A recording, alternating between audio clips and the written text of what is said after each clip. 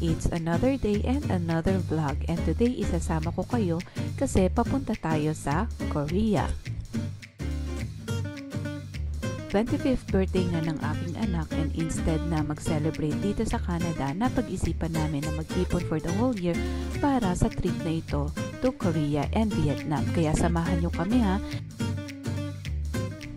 It's going to be a 3-week trip, kaya medyo marami-rami tayong susubaybayan, and ako dino-document ko lang naman ito para sa memories namin, and syempre gusto ko na rin i-share sa inyo.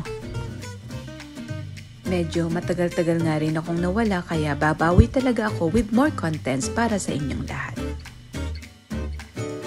At dahil medyo matagal ang layover namin dito sa Vancouver, nagstay muna kami sa lounge. Salamat sa aking priority pass, I have access to different lounges all over the world.